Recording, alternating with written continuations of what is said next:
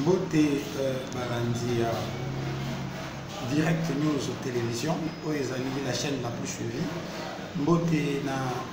Bandeko Nyonso de partout dans le monde où vous allez suivre cette émission. Nous, c'est Direct TV, votre chaîne que nous vous recommandons. Que c'est Nabino, vous vous abonnez déjà. Vous avez un lien, il y a une émission à Bissot. Vous partagez Kayango, Nabandeko Nabino Nyonso. Comme ça, tant que les autres là, actualité, beaucoup de gens chaque jour la chaîne Nabino et tambola kamukili mobimba. Parce que c'est ngeli to tambisaka ba actualité nyonso oyo eza ya chef de l'État, vision à chef de l'État et c'est ngeli to panza yango. Omoni tozana problème oyo eza que ba action à chef de l'État sur terrain eza ebelé mais tout ça la difficulté moko moto kolobela yango azati bato baza censé que ça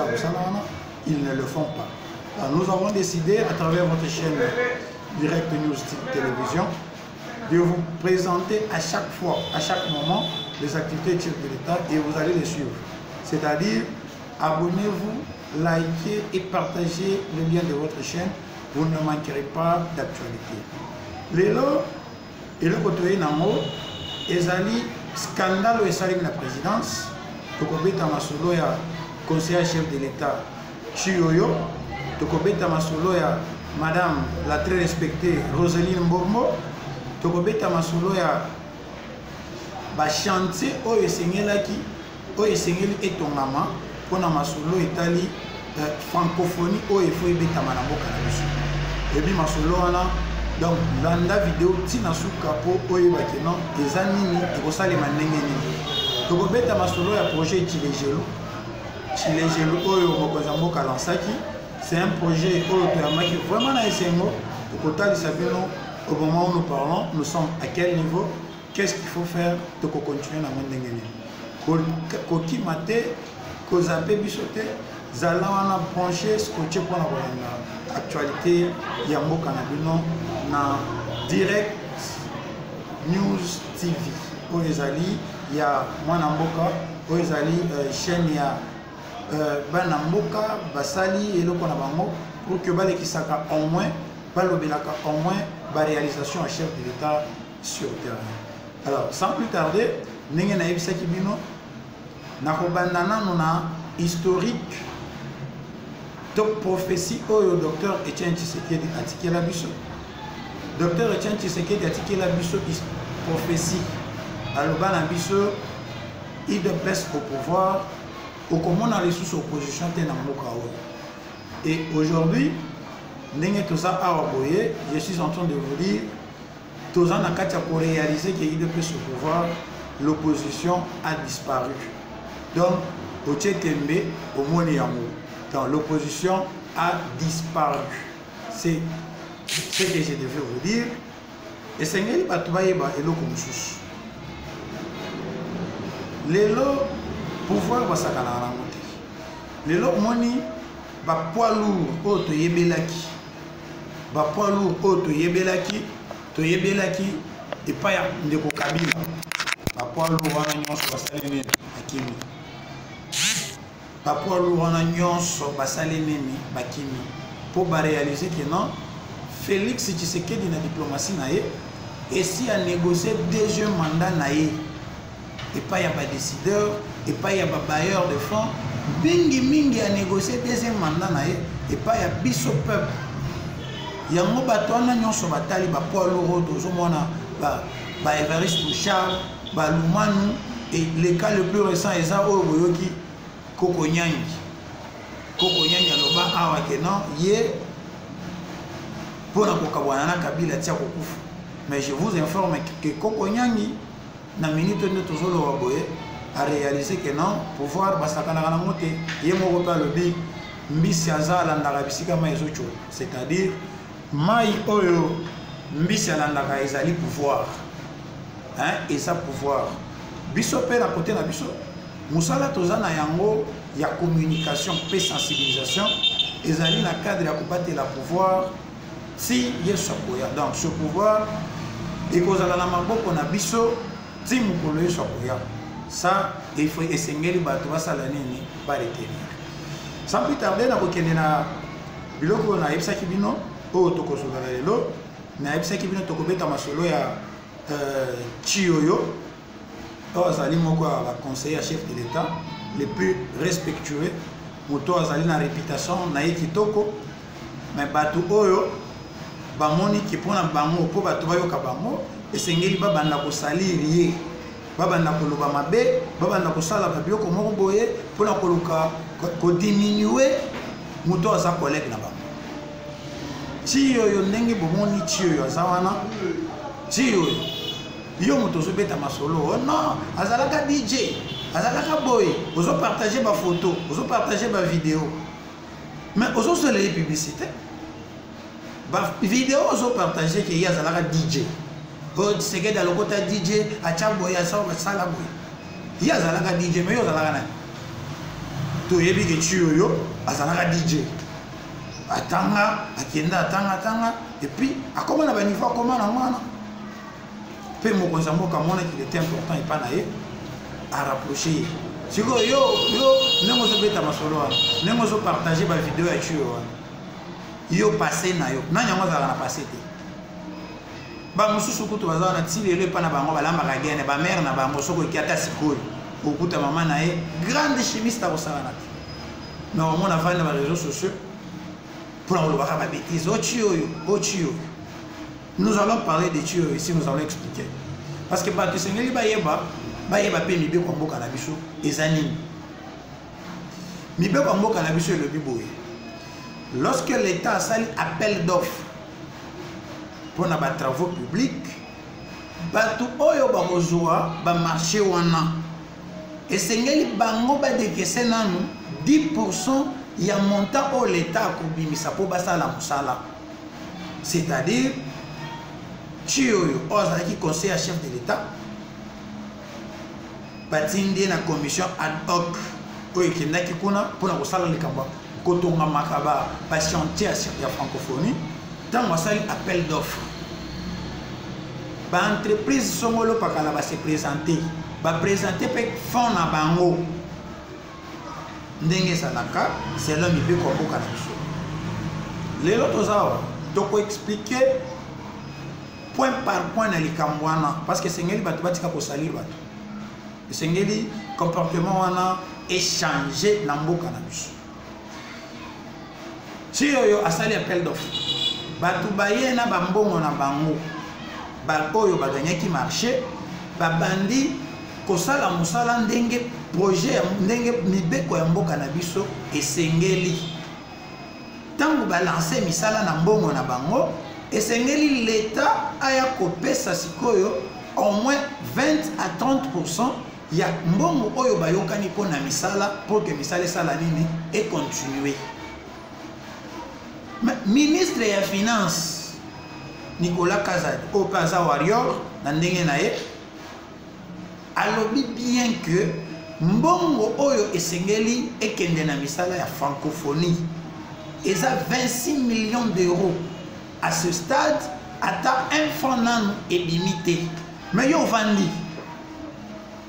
Rosaline Mbombo moto yana Chiyoyo omoni sikoyo Chiyoyo a détourné omoni sikoyo Chiyoyo asali ndeko yebaka mpe kobatela réputation ya bato po awa nde eza boye naza na liste ya miyibi nyonso oyo baza na complot wana oyo babetaki cope na bango mpona kosalir Rosaline Mbombo mpona kosalir Chiyoyo conseiller chef de l'état un monsieur très respectueux balobi mbongo ezalaki mpona makambo francophonie eza 26 millions et au moment où nous parlons ata un franc nano ebimi na maboko ya l'état te mpo ekoma na makambo francophonie Chiyoyo a détourné yo nini Chiyoyo a détourné yo nini parce que misala etelemaki mpona nini bato oyo balansaki misala na mbongo na bango ndenge mibeko ya mboka na biso esengi place basukeli nde place mbongo balansaki nango misala esuki il faut l'état aya asala nini apesa mbongo misala esala nini econtinue yebisa biso Chiyoyo na monoko na yo auteli wapi na kolongwa te nazotanga liste ya baconseiller chef de l'état miyibi oyo esengeli bakangama et puis esengeli batubela parce que babebisi réputation ya mwana bato oyo aza sans problème oyo réputation na ye même la famille na ye baza na kati ya koregrete. C'est normal moto nyonso oza na passé ya chi oyo azalaka DJ. C'est normal si oyo olingi sini basala nini yo mpe passé na yo ezalaki na cultivateur obanda kosala bilanga soso toyebi obanda kosala bilanga ono te tolobi mabe olobi bien ti oyo azalaka nani DJ lelo akoma conseiller à chef de l'état et puis le chef jusqu'à ce jour le chef a placé sa confiance en lui. Il n'est ni révoqué ni chassé. Le conseiller Chioyo est juste que commission oyo batiaki en place pour la makambo francophonie tango ba dossier wana tango makambo francophonie ezongi na ba ministère sectoriel, c'est-à-dire le gouvernement a récupéré cop wana yemoko. Alors yemoko siko azocha biloko wana na ba ministère sectoriel, c'est-à-dire moto infrastructure azui infrastructure, moto finance azui makambo na finance, moto ya budget azui makambo na budget. Et les ministères sectoriels tant ba récupérer biloko wana commission oyo batinda ki oyo akende ko chapeauter et sali nini ekufi tango kufi et la question que tu oyo alongwe présidence commission wana nde musala nango sali nini esili loko musala nango esili tu oyo sali nini azongi na présidence na kimia Rosaline Mbom ozovanda omoni mukolo moko boye avandi abimisi photo ya Rosaline Mbombo accueilli comme visiteur na kati ya ba chantier wana noté Rosaline Mbombo akoma ingénieur tala kutu ba photo ya ngoyo pona nini alati gilet alati casque ya pembe. Merci beaucoup na ndeko na ngai the best na groupe mobima interfédéral parce que the best nde ayeko talisa biso toza ba ignorant en secteur wana biso pe toza ba secteur na biso toza na mayele na secteur wana toza ba ignorant. Merci beaucoup na the best oyo azali apesi pena éclaircissement pe détail ba signification ya ba casque oyo balataka na ba chantier ezalaka pona nini comment ça signifie na kati ya groupe interfédéral Kin Est na pesi bino pe mbote bolanda pe bo s'abonner massivement na chaîne na bino parce que oyo la chaîne ya moko na bino Direct News TV la chaîne oyo ya ndeko na bino bo s'abonner massivement bo partager chaîne wana. Rosaline Mbom jalousie ezali azandeko ya chef de l'état kasi yo pe koma chef de l'état ce que moi je non le roi de chef de l'état et c'est qu'il tombe dans le diaboliser je peux que nous comme le chef de l'état surtout n'a pas qui sûr tant on va souffrir tant que en opposition va souffrir dans opposition yo vandaki ba komi ba pousse pembeni au comme la jalousie non azande quoi chef de l'état azande quoi chef de l'état papa nzela ya ngwana za polele kende yo pesala nini comme ndeko ya président de la république moto akokanga yo aza te. Rosaline Mbombo merci pour ton yemoko Rosaline Mbombo po toyebi biso nyonso tolandaka mama wana na ba réseaux sociaux alobaka makasi mais tosepeli makasi na silence oyo alati pona kotalisa kena moyen ya komatisa bato oyo bayebi eloko moko te koya kopesa bango gaz moko boye eza na sens te yango mwana habité nabeti bango kara bakende kukufa kuna nzambe ye moko mutu akojuge mais bayebaki ngai naza ndeko chef de l'état eza te ke noki chef de l'état nde koloba yana noki ndeko esili te naza ndeko ya président de la république. Bravo na silence oyo maire alati wana pena elakisi ke maire aza charismatique nayebisaki bino tokobeta masolo na likambo ya dossier il y a projet Chilejelu au chef de l'État Lansaki. Les amis balé Tokobeta Chilejelu Tokobeta projet Zéro Trou. Makambo Oyo Kwe na maboko ya Victor Tumbachikela, capitaine de bord, que je salue en passant. Mutu Oyo Bazolo ba Mutu Moko bien. Victor Tumbachikela Mutu Moko bien. Donc Mutu Moko Oyo a adhéré na vision chef de l'État sans que va refuser ce qui mine, sans que va tout mola ce qui mine. Parce que tout ce soit quand on a vision chef de l'État, et c'est ngeli ko ziki ça ce qui ne sont pas ko la mine.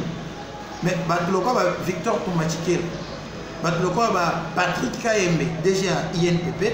batubazo adhérer naturellement na vision chef de l'État. Parce que vision il y a chef de l'État, des ça la que non mboka na biso ça la et développer.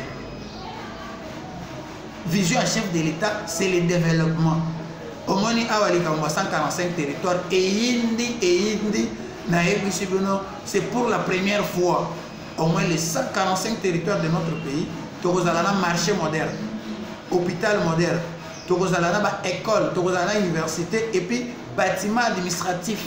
Il y a territoire où tu as moderne. Tu c'est normal que tu sais que tu as ça de l'autre côté. Tu as côté les la batunion sur côté mama bewana. Bo s'abonner massivement, bo la chaîne na biso oyo, boko banda ko actualité, pe boko banda ko mona ba réalisation à chef de l'État. Toko banda ko la kisabino yango chaque jour. Et pour notre contact pour les Banda, les États-Unis, Europe, maintenant Canada, on a Claude Moutoka, à Paris, on a Roger le combattant, grand combattant, mon aimé à Paris, on a un sniper privé à Papa Chéri Binadama, à Paris, on a un grand moutolanda Kabiso, donc beau partager, nous avons un bateau en Afrique du Sud, nous avons un Steve Mwanantsenga, nous avons un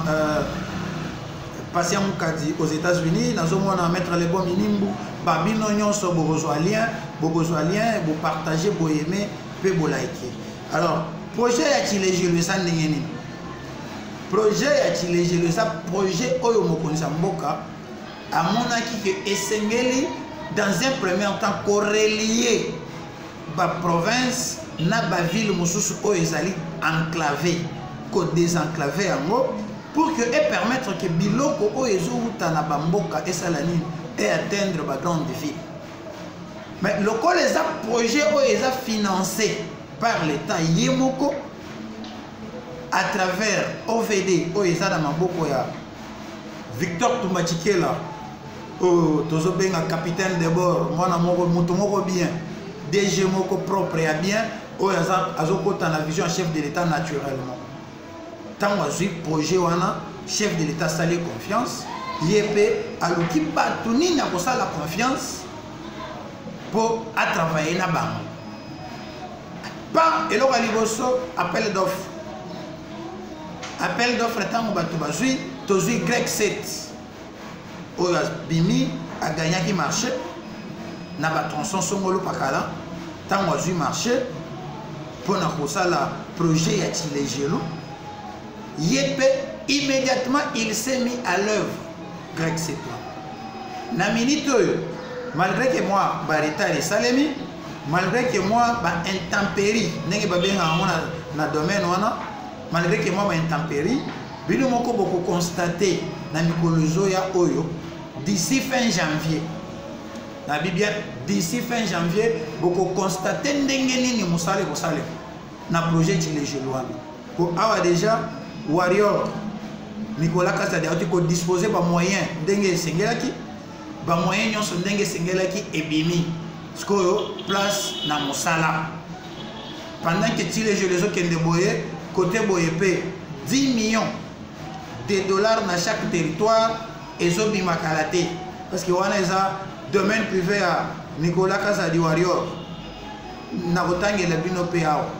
parce que na gouvernement sama tozana batumi bale tozana ba warrior na ba warrior Ce qui n'attend yote awa c'est aux âmes warrior. Pour na ngana kotanga ga warrior ce que yoki kombo na yote yo moko comprendre que aux warrior.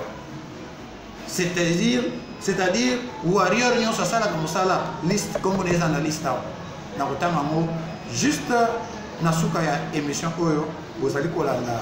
na direct news télévision oyo ezali chaîne ya YouTube tosengi pe na bandeko na biso nyonso bo continuer ko s'abonner ko liker pe ko partager lien ya chaîne na bino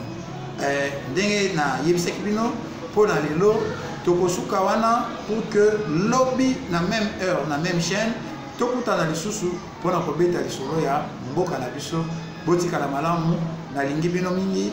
na sengi na nzambe abatela bino pour que lobby tokutana même heure sur la même chaîne. Je vous remercie. Bye.